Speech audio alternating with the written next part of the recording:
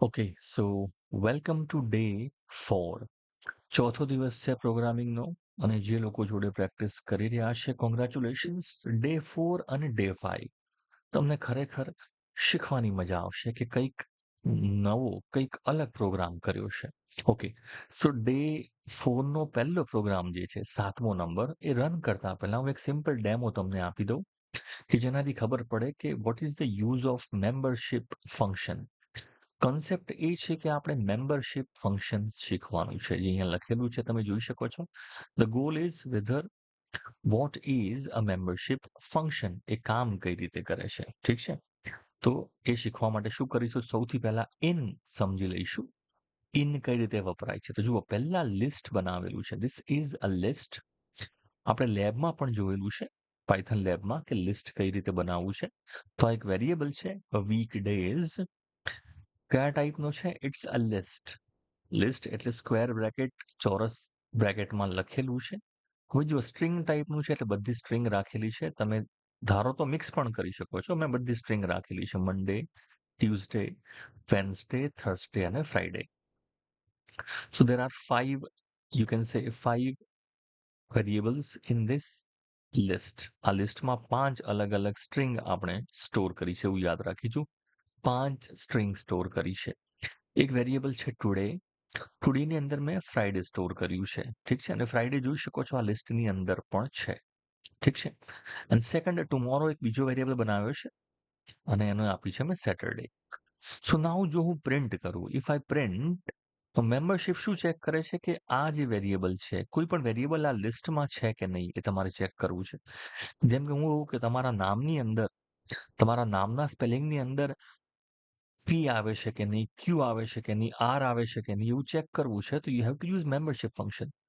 તો અહીંયા શું ચેક થાય છે પ્રિન્ટ ટુડે ઇન વીકડેઝ તો અહીંયા ચેક થાય કે ટુડે જે છે આ ફ્રાઈડે એ વીકડેઝની અંદર છે કે નહીં વીકડેઝ એટલે આ લિસ્ટ તો તમે જોઈ શકો છો અંદર છે તો આનો આન્સર ટ્રુ પ્રિન્ટ થશે ઠીક છે ટ્રુ એ જ રીતે જો હું ટુમોરો પ્રિન્ટ કરું ટુમોરો ઇન વીકડેઝ તો જોઈ શકો છો ટુમોરો એટલે સેટરડે એમાં સ્ટોર થયેલું છે અને એ વીકડેઝમાં નથી આવતું તો અહીંયા ફોલ્સ પ્રિન્ટ થવું જોઈએ તો આટલો સિમ્પલ કોડ છે પહેલા ચેક કરવા માટે ખાલી કે આપણને ઇનનો ઉપયોગ ખબર પડે લેટ્સ રન વિધાઉટ ડિબગિંગ અને તમે જોઈ શકો છો અહીંયા પ્રિન્ટ થશે ફ્રાઈડે છે પહેલી વાર તો ટ્રુ પ્રિન્ટ થાય છે અને સેટરડે નથી તો એમાં ફોલ્સ પ્રિન્ટ થાય છે જો આ ખબર પડી ગઈ હોય તો નેક્સ્ટ પ્રોગ્રામ શીખવાની તમને મજા આવશે મજા આવી જોઈએ દેટ્સ અ કોન્સેપ્ટ ભલે તમને 60-70% જેટલો પણ પ્રોગ્રામ ખબર પડે 2-3 વાર 4 વાર તમે પ્રોગ્રામને જોશો તો તમને ચોક્કસથી આખો પ્રોગ્રામ આવડશે ઠીક છે it's more about practice so now what is a concept અહીંયા શું છે કન્સેપ્ટ પ્રોગ્રામ 7 નો છે વોવેલ ચેકર વોવેલ ચેકર એટલે સિમ્પલ કોઈ નામ આપેલું છે તમે કોઈ પણ ધારો કે એક અક્ષર આપો છો AEIOU તમને ખબર છે ઇંગ્લિશમાં આને સ્વર કહેવાય છે વોવેલ કહેવાય છે સો આપણે એવું ચેક કરવું છે કે કોઈ પણ સ્પેલિંગ તમે આપ્યો હોય કોઈ પણ નામ લખ્યું હોય એની અંદર તમે એક ધારો કે કોઈ એક અક્ષર એન્ટર કરો છો એ અંદર છે કે નહીં આપણે એ ચેક કરવું છે બરાબર છે સો ધ આઈડિયા ઇઝ કે તમે એક અક્ષર એન્ટર કરશો અહીંયા જોઈ શકો છો you can enter a single character તમે એક સિંગલ કેરેક્ટર એન્ટર કરશો ABCDEFG કંઈ પણ અને એ આપણે ચેક કરવાનું છે કે સ્વર છે કે નહીં ઠીક છે તો એના માટે આપણે શું બનાવીએ છીએ વોવેલ્સ કરીને એક વસ્તુ બનાવી છે એક વેરિયેબલ બનાવ્યો છે એમાં સ્ટ્રિંગ આપણે સ્ટોર કરી દઈએ છીએ જુઓ કેપિટલ સ્મોલ બધું લખેલું છે એટલે તમે કેપિટલ એન્ટર કરો સ્મોલ એન્ટર કરો એને કશો ફરક નહીં પડે AEIOU સ્મોલ લખેલું છે ને પછી કેપિટલ પણ લખેલું છે આપણે ખાલી ચેક એટલું કરવાનું છે કે અંદર છે કે નહીં ઠીક છે so now look at the codes if જો CH એટલે તમે જે એન્ટર કર્યું છે એ તમે ધારો કે M એન્ટર કર્યું છે M તો CH ની અંદર M હશે M ઇન વોવેલ્સ શું M વોવેલ્સમાં છે જો આની અંદર કોઈ M નથી તો આનો આન્સર આવશે ફોલ્સ તો ઇફમાં જો ફોલ્સ આવતું હોય અહીંયા આ કન્ડિશન જે છે ફોલ્સ થતી હોય તો પછી એ એલ્સમાં જતું રહેશે ટ્રુ હોય તો ઇફમાં જાય so now the program will move here એલ્સમાં જશે ને એલ્સમાં જઈને તમે જે પણ કેરેક્ટર એન્ટર કર્યું છે કે અહીંયા આ ફોર્મેટેડ સ્ટ્રિંગ આપણને ખબર છે અહીંયા એમ પ્રિન્ટ થશે. એમ ઇઝ નોટ અ વોવેલ. અને બીજું કંઈ પણ જો તમે AEIOU કેપિટલ કે સ્મોલ પ્રિન્ટ કર્યું હશે તો આ કન્ડિશન ટ્રુ થશે અને અંદર જઈને સ્વર પ્રિન્ટ થશે. સો વેરી સિમ્પલ કોડ. આના પરથી તમને ખબર પડશે કે મેમ્બરશિપનો ઉપયોગ કઈ રીતે થાય છે. ઠીક છે, પછી આગળ સમજીશું. પહેલા આટલું એક પ્રોગ્રામ, આટલો નાનકડો પ્રોગ્રામ રન કરી લઈએ. This is a very simple code. Most of વસ્તુઓ તમે આમાં રેડીમેડ યુઝ કરી રહ્યા છો એટલે તમને બહુ વધારે તમારે પોતાનું લોજિક નહીં લખવું પડે. Let's run the code. Run કરીએ આને. જોઈ શકો છો પાયથન ડિબગરથી રન કરીએ છીએ. હાલ આપણે ઉપરનો પ્રોગ્રામ જ સમજીએ છીએ. Enter a single character. Suppose if I enter let's સે કેપિટલ E. તો હવે આ વોવેલની અંદર છે. એન્ટર કરું છું તો જોઈ શકો છો E is a vowel. E is a vowel. ફરીથી રન કરીએ. Suppose this time I enter M. તો એમમાં તમે જોઈ શકો છો it will go in else. એલ્સમાં જઈને પ્રિન્ટ કરશે M is not a vowel. અને બીજું કંઈ પણ પ્રિન્ટ થાય છે એમ ઇઝ અ કોન્ઝોનન્ટ. ઠીક છે, એમ ઇઝ નોટ અ વોવેલ અને એમ ઇઝ કોન્ઝોનન્ટ એ પણ પ્રિન્ટ થાય છે. સો લેટ્સ અન્ડરસ્ટેન્ડ એ આગળનો ભાગ કઈ રીતે રન થાય છે. સો જો તમે જે પણ કેરેક્ટર એન્ટર કર્યું છે વોવેલ હોય તો આ પ્રિન્ટ થશે. નોટ અ વોવેલ અહીંયાથી પ્રિન્ટ થશે. પછી આગળ આવે છે પ્રોગ્રામ ઇફ નેક્સ્ટ CH એટલે તમે જે પણ કેરેક્ટર એન્ટર કર્યું છે એ. હવે જેવું તમે સ્ટ્રિંગ એન્ટર કર્યું કંઈ પણ એની જોડે ડોટ કરીને એના પોતાના ફંક્શન પણ ઓટોમેટિક આવી જ જતા હોય છે. તો એમાં એક ફંક્શન છે ઇઝ આલ્ફા. ઇઝ આલ્ફા એટલે કે આલ્ફાબેટ છે કે નહીં. આલ્ફાબેટ એટલે તમે ABCDમાં કેપિટલ જે અક્ષરો છે જેટલા પણ અને સ્મોલ અક્ષરો છે એ બધા ઇઝ આલ્ફામાં આવે. બરાબર છે, ઇઝ આલ્ફામાં આવશે. પણ તમે કોઈ સિમ્બોલ એન્ટર કરશો ડોલર, પાઉન્ડ, અંડરસ્કોર, આ બધું ઇઝ આલ્ફામાં નહીં આવે. તો એ વખતે આનો આન્સર શું આવશે? ફોલ્સ આવશે. તો હવે જુઓ આપણે એમ એન્ટર કર્યો છે. એમ એન્ટર કર્યો હતો તો આ ઇઝ આલ્ફા, હા એમ આલ્ફાબેટ તો છે એટલે કેપિટલ સ્મોલ ABCDમાં આવે તો છે, ક્યાંક તો આવે છે. સો આ ટ્રુ થશે. એન્ડ અને CH નોટ ઇન વોવેલ્સ, અને જો સ્વર નહીં હોય તો બરાબર છે, ખાસ યાદ રાખજો. તો અહીંયા આવશે એટલે એમ આપણે એન્ટર કર્યું ત્યારે આલ્ફાબેટ પણ હતો અને સ્વરની અંદર નહોતો. આ બંને કન્ડિશન થાય છે એન્ડ વાપર્યો છે. બરાબર છે, અને નીચે આવીને પ્રિન્ટ કરશે એફ કોન્ઝોનન્ટ એટલે કે જો વ્યંજન હોય તો આ લાઈન પણ પ્રિન્ટ થશે. AEIOU સિવાયનું હોય તો એક આ લાઈન પણ પ્રિન્ટ થશે ખાસ. બરાબર છે. So this is a code. એમાં તમારે શું ટ્રાય કરવાનું છે નીચે આપેલું જ છે. તમે તમારી રીતે સેલ્ફ લર્ન કરજો, ટ્રાય કરજો અને મને કહેશો કે આ રનમાં શું ફરક પડે છે. ઠીક છે, this is program 7. Let's move to program 8. ચોથો દિવસ છે. પ્રોગ્રામ 8 ચેક કરી લઈએ. હવે પ્રોગ્રામ 8માં શું છે ખાસ? List copy behaviour. આ નવો એક કોન્સેપ્ટ છે. આ બધા જેટલા પણ પ્રોગ્રામ છે they will teach you concept કે પાયથનમાં કોઈ કન્સેપ્ટ કઈ રીતે કામ કરે છે. તો લિસ્ટ કોપી બિહેવિયરમાં શું છે? આપણે એક લિસ્ટ બનાવીશું. Copy it in 2 different ways. એને બે અલગ અલગ રીતે કોપી કરી શકાય છે. તો કોપી કરીશું. બરાબર છે, અને પછી મોડિફાય કરીશું કોપીને અને આપણે જોઈશું કે ઓરિજિનલ લિસ્ટમાં કઈ ફરક પડે છે કે નથી પડતો. ક્લાસમાં તમે સમજેલી છે આ વસ્તુ. આઈડેન્ટિટી અને ઇક્વાલિટી આ રીતે સમજેલી છે. મ્યુટેબિલિટી પણ એને કહી શકાય છે. સો આ જ કન્સેપ્ટ ફરીથી સમજવાનો છે. કમેન્ટ વાંચશો એટલું વધારે ખબર પડશે, શબ્દો ખબર પડશે, બોલતા આવડશે. સો જુઓ, this is very important program in terms of exam also, in terms of concept also. Original list લઈ લઈએ 10, 20, 30 અને એક બીજું બનાવીએ છે લિસ્ટની. હવે લિસ્ટની કોપી. હવે ખાસ સમજો, આ રીતે તમે જો લખો લિસ્ટ રેફ, આ એક નવો વેરિયેબલ બનાવ્યો છે લિસ્ટ રેફ, એને આપણે કહી દઈએ છીએ ઓરિજિનલ લિસ્ટ. તો ખાસ યાદ રાખો આ જે પદ્ધતિ છે એમાં તમને લાગશે એવું કે આખું લિસ્ટ છે આની અંદર જાય છે અને નવું લિસ્ટ બને છે એવું તમે વિચારી શકો છો. પણ સમજો, this does not create a new list. આનાથી નવું લિસ્ટ બનતું નથી. ફરક ખાલી શું પડે છે? આ એક પોઇન્ટર જેવું બને છે. એક પોઇન્ટર છે, એક રેફરન્સ છે જે આપણા હજુ પણ મેમરીમાં એક જ લિસ્ટ બનેલું છે 10, 20, 30. આ એને પોઈન્ટ કરે છે. સો સેમ મેમરીને પોઈન્ટ કરે છે. સો મેમરીમાં વસ્તુ એક જ બની છે, આ વસ્તુ બની છે, એને બે વસ્તુઓ, બે આંગળીઓ એને પોઈન્ટ કરે છે.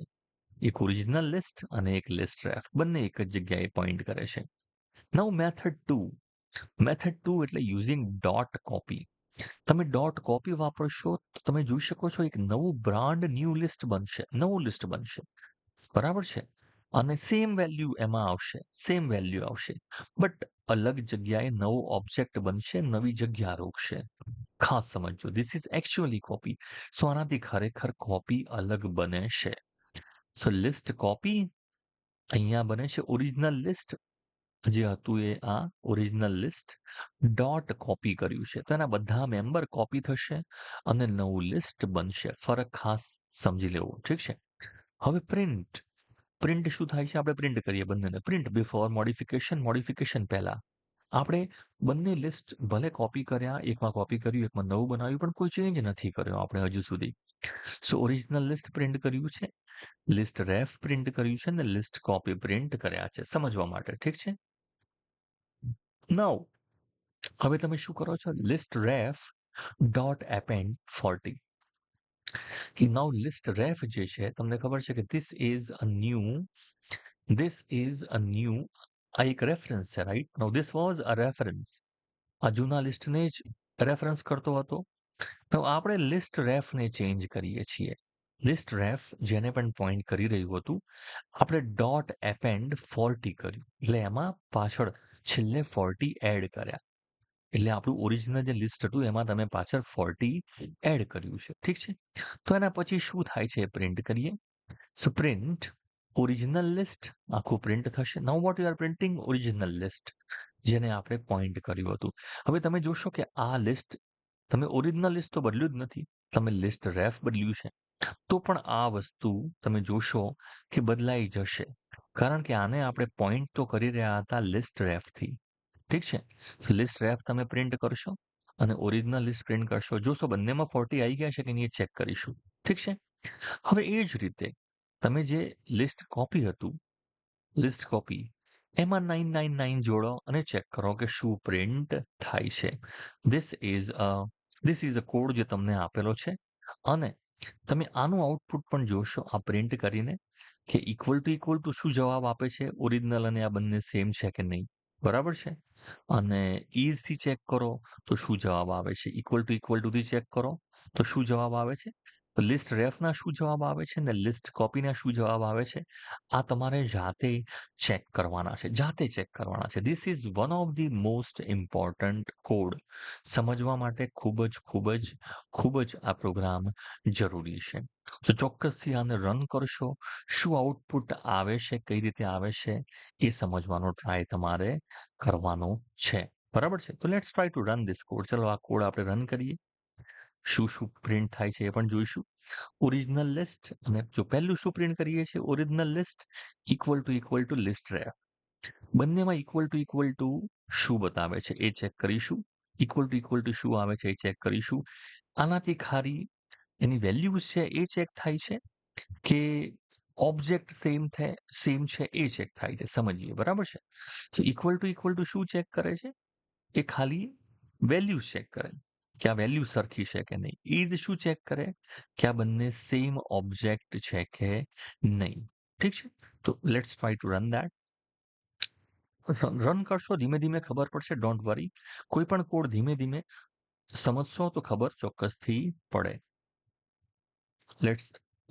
Let's run this code. Run without debugging. Now you can see that original list શું હતું તમારું. Let's look at the code.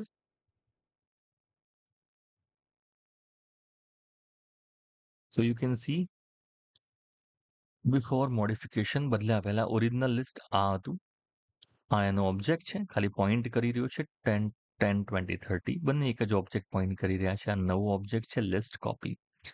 તમે લિસ્ટ રેફમાં તમે 40 એપેન્ડ કર્યા પાછળ તો જોઈ શકો છો બંનેમાં 40 એપેન્ડ થઈ જાય છે, કારણ કે ઓબ્જેક્ટ તો એક જ છે મેમરીમાં, ઠીક છે?